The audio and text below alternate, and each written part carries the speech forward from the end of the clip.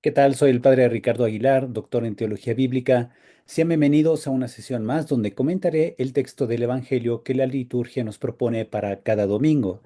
En esta ocasión, el tercer domingo de la Cuaresma. Muy bien, pues el texto del Evangelio en esta ocasión es San Lucas, capítulo 13, versículos 1 al 9, sobre dar frutos en todo momento. Es el Evangelio que la liturgia nos propone para este tercer domingo de Cuaresma, que cae este 23 de marzo de 2025. Vamos a comenzar. Comenzamos con nuestra oración inicial en el nombre del Padre y del Hijo y del Espíritu Santo. Amén. Padre Santo, hoy que nos reunimos en tu nombre para profundizar la Sagrada Escritura, te pedimos que nos envíes el don del Espíritu Santo con el fin de que nos ayude a comprender el sentido salvífico del texto evangélico que estamos por estudiar. Te lo pedimos por Jesucristo nuestro Señor. Amén. Santa María, sede de la sabiduría y reina de la paz, ruega por nosotros, en el nombre del Padre, y del Hijo, y del Espíritu Santo. Amén. Hacemos la lectura del texto del Evangelio, del Santo Evangelio según San Lucas. En aquel tiempo, algunos hombres fueron a ver a Jesús y le contaron que Pilato había mandado matar a unos galileos mientras estaban ofreciendo sus sacrificios. Jesús les hizo este comentario. ¿Piensan ustedes que aquellos galileos, porque les sucedió esto, eran más pecadores que todos los demás galileos? Ciertamente que no. Y si ustedes no se arrepienten, perecerán de manera semejante. Y aquellos 18 que murieron aplastados por la torre de Siloé, ¿piensan acaso que eran más culpables que todos los demás habitantes de Jerusalén? Ciertamente que no. Y si ustedes no se arrepienten, perecerán de manera semejante. Entonces les dijo esta parábola. Un hombre tenía una higuera plantada en su viñedo. Fue a buscar higos y no los encontró.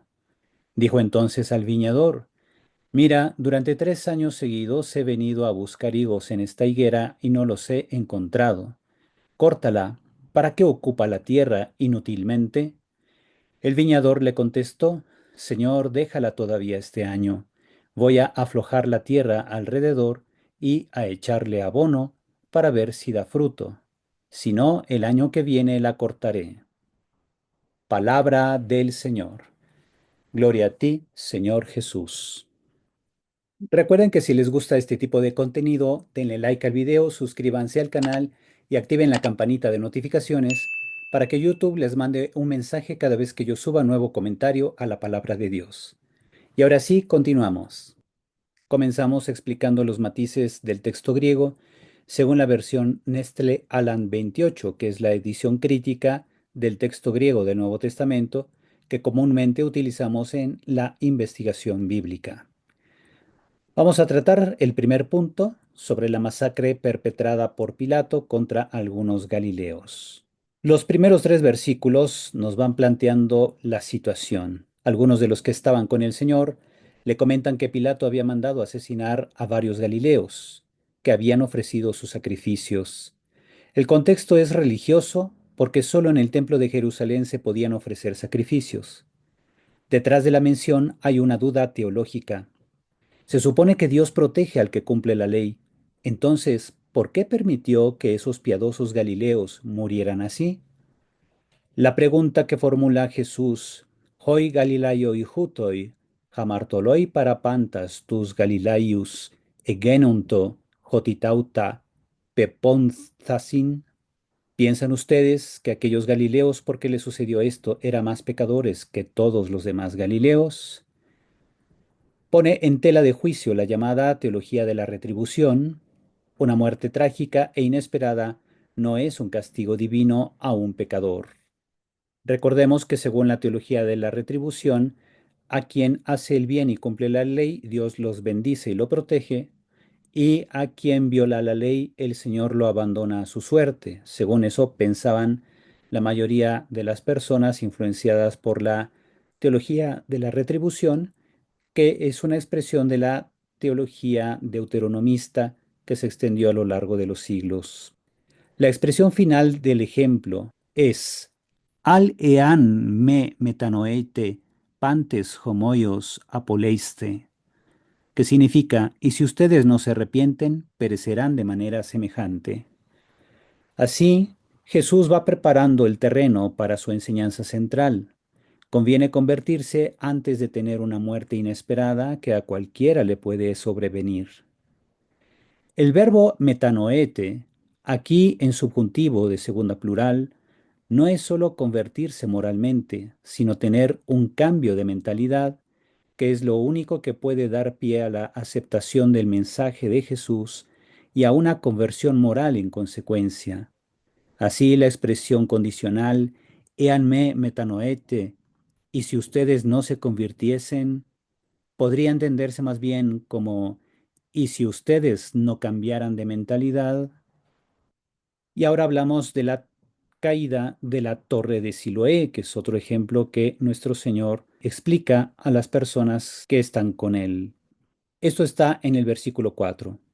En cuanto a la caída de la torre de Siloé, que en griego se dice Hopigros en to Siloam, no se menciona tal evento en fuente extrabíblica alguna sobre los tiempos de Jesús, pero es probable que dicha torre haya formado parte de uno de los tres muros perimetrales de Jerusalén que cayó en el año 70 antes de la toma de la ciudad por los romanos. Esto lo reporta Josefo en su obra Guerra de los Judíos. La narración del historiador Flavio Josefo sitúa el derrumbe del muro en el contexto de un asedio implacable en el que la prolongada presión militar romana se combinó con el desgaste acumulado de una estructura ya fatigada.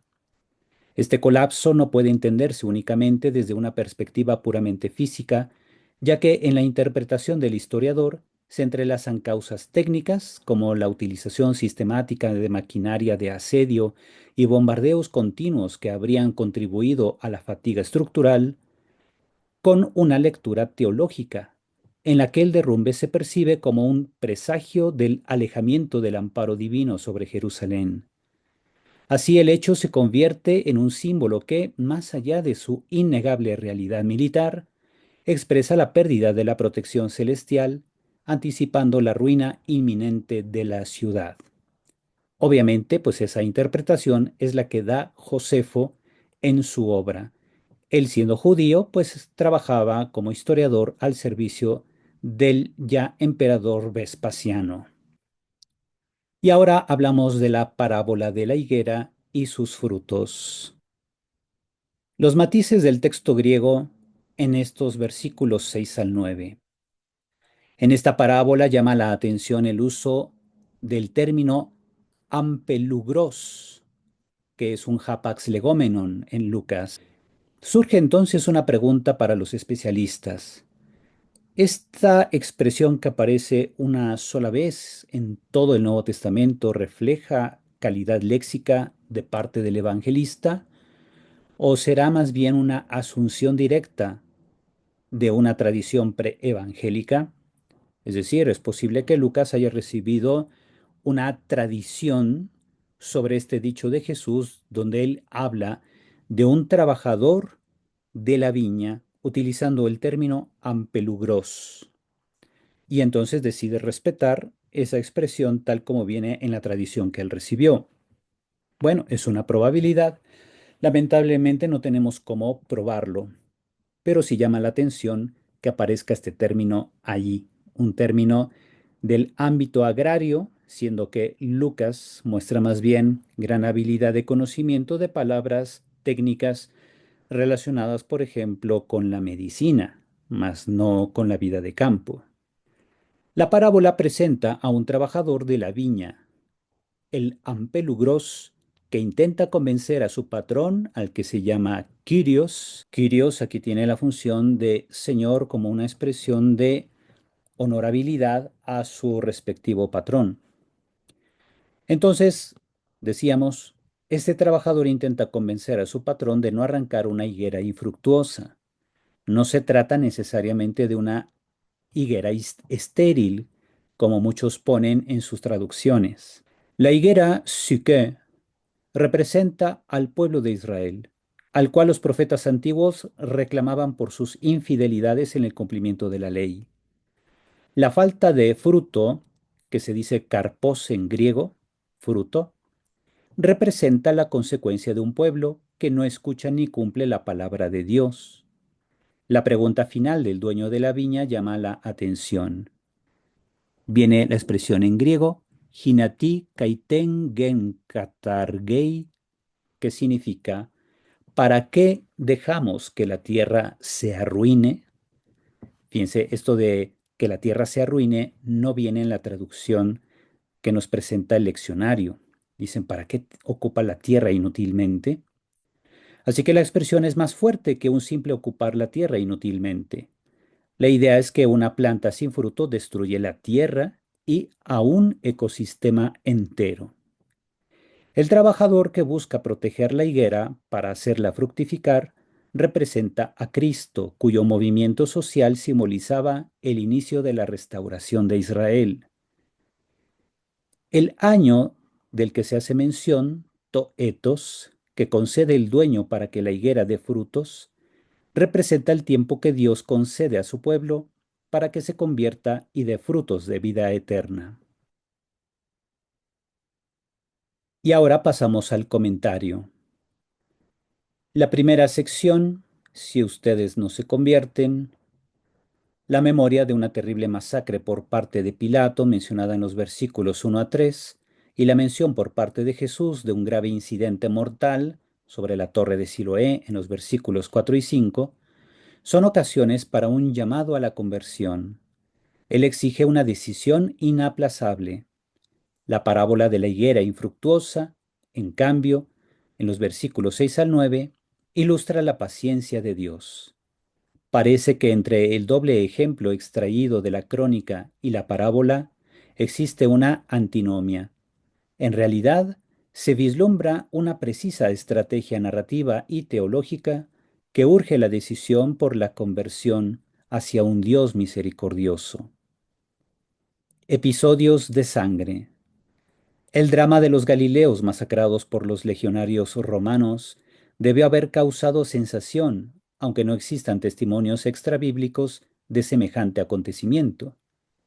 Este planteaba un doble problema. Por una parte, los judíos de la época consideraban la muerte violenta como un castigo divino contra los pecadores. Por otra, había ocurrido un sacrilegio en el templo, el lugar más santo. El segundo episodio, en cambio, se refiere a un incidente de obra, el derrumbe de la torre de Siloé, que tampoco aparece en ningún registro extrabíblico. Las noticias de dos episodios dramáticos son seguidas de un doble comentario. Primero, una pregunta que interpela al auditorio. ¿Creen que ellos serán más pecadores que los demás? Y luego viene un llamado. Si ustedes no se convierten, pueden perecer de manera semejante. El interrogante presupone que los interlocutores de Jesús buscan un vínculo entre el grado de pecado de aquellos que han perecido y su sufrimiento, lo cual es coherente con la teoría de la retribución. Si haces el bien, Dios te premia; si haces el mal, Dios te castiga. Jesús niega el vínculo entre pecado y el tipo de sufrimiento y amonesta a sus interlocutores para que se conviertan. Ahora bien, la conversión implica una nueva orientación en la vida, un cambio de mentalidad respecto a Dios y a la existencia del hombre. No se debe pensar que Dios castigue en esta misma vida a los pecadores. Por el contrario, Dios siempre da al ser humano la oportunidad de convertirse. Jesús nos muestra un rostro totalmente diferente de Dios. La parábola de la higuera infructuosa. La idea de que una planta sin frutos deba ser cortada ya formaba parte de la predicación del Bautista, como lo reporta Lucas en el capítulo 3, versículo 9. La breve parábola que ahora presenta Jesús nos ofrece la clave interpretativa del llamado a la conversión. El relato mezcla normalidad y extravagancia. Es normal decidir cortar una planta si ésta no da frutos durante 3 años consecutivos, así como es normal juzgar inútil que una planta estéril ocupe el terreno. Resulta, en cambio, extravagante la intervención del viñador, quien propone al patrón esperar, así como es extravagante compactar el terreno alrededor de una higuera y agregarle abono. De hecho, el llamado del viñador provoca un cambio de dirección en la trama. Sin embargo, no hay que olvidar que al final del relato, viñador y patrón coinciden. Si más adelante no hay frutos, se cortará la higuera. No obstante, el final queda abierto, manteniendo el silencio tanto respecto al acuerdo del tiempo suplementario como al cambio en el régimen productivo de la higuera. Con esta parábola, Jesús llama a los lectores del Evangelio a que tomen una decisión. Aquí reside la enseñanza de la parábola. Esta, más que un llamado a contemplar la paciencia de Dios, es un llamado a actuar con prontitud. Aún hay tiempo, pero no es ilimitado. La conversión al Dios que no castiga no exime al hombre de la responsabilidad de decidir y hacerlo pronto. Además, el lector puede establecer una relación.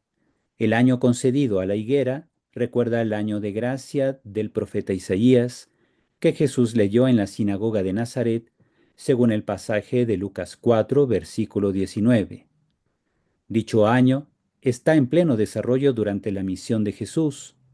Por ello, es necesario actuar con prontitud. Y ahora procedo a impartir algunas enseñanzas para la vida a partir del texto que hemos escuchado. Las tres enseñanzas son: la urgencia de la conversión en medio del sufrimiento, la paciencia divina y la responsabilidad de responder, y la conversión como transformación integral y renovación comunitaria. Primera enseñanza: la urgencia de la conversión en medio del sufrimiento. El relato de los eventos dramáticos, tanto el recordatorio de la masacre perpetrada por Pilato como el accidente mortal de la Torre de Siloé, nos confronta con la cruda realidad del sufrimiento humano, invitándonos a no postergar la conversión. En este contexto, Jesús insta a una decisión inmediata, señalando que el verdadero alejamiento del amparo divino se da cuando el corazón se endurece ante el dolor y la tragedia. Durante la Cuaresma, Cristo nos anima a mirar con honestidad nuestras vidas y a reconocer que, frente a las injusticias y los males que nos rodean, una conversión sincera no solo nos libera del temor, sino que nos conduce hacia una relación más profunda y personal con Dios, quien se muestra como un Padre misericordioso y cercano. Segunda enseñanza: la paciencia divina y la responsabilidad de responder. La parábola de la higuera estéril presenta una paradoja fundamental: la inmensa paciencia de Dios frente a la infertilidad espiritual de sus hijos, contrapuesta a la ineludible necesidad de producir fruto. El viñador, que simboliza la autoridad pastoral y divina, propone un plazo, un año de gracia, en el que se ofrece la oportunidad de enmendar el camino. Así, en la Cuaresma, el Señor nos invita a aprovechar este tiempo para la conversión, no como una espera pasiva, sino como una llamada activa a la transformación personal y comunitaria. La misericordia de Dios, aunque infinita, requiere una respuesta comprometida que transforme nuestra vida y nos haga auténticos instrumentos de su amor. Tercera enseñanza: la conversión como transformación integral y renovación comunitaria. Más allá de un mero ajuste de las conductas individuales, la conversión anunciada en este pasaje implica un cambio radical en la percepción de Dios y de la vida misma. Así como el colapso del muro en Jerusalén en el año 70 simbolizó la pérdida del refugio divino, según la lectura de Flavio Josefo, el alejamiento de la conversión nos expone a vivir sin la verdadera protección que proviene de la fe. La Cuaresma se configura como una oportunidad para que renovemos el compromiso con la vida cristiana, que trasciende lo personal e impacta a la comunidad.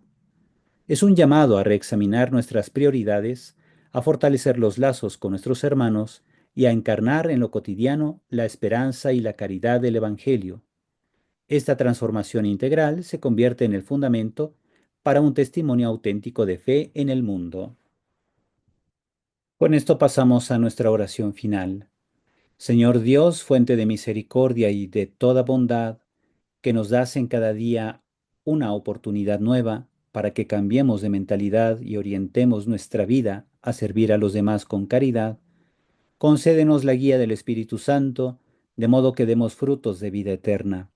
Por nuestro Señor Jesucristo, tu Hijo, que vive y reina contigo en la unidad del Espíritu Santo y es Dios por los siglos de los siglos. Amén. Y así hemos concluido con el comentario al texto del Evangelio que la liturgia nos propone para este tercer domingo de la Cuaresma. Espero que les pueda servir a todos ustedes para su crecimiento espiritual y su impulso pastoral. Recuerden que si les gusta este tipo de contenido, denle like al video, suscríbanse al canal y activen la campanita de notificaciones para que YouTube les mande un mensaje cada vez que yo suba un nuevo comentario a la palabra de Dios. Y ahora me despido de ustedes dándoles la bendición. El Señor esté con ustedes. La bendición de Dios Todopoderoso, Padre, Hijo y Espíritu Santo, descienda sobre ustedes y permanezca para siempre. Amén. Cuídense mucho y hasta pronto.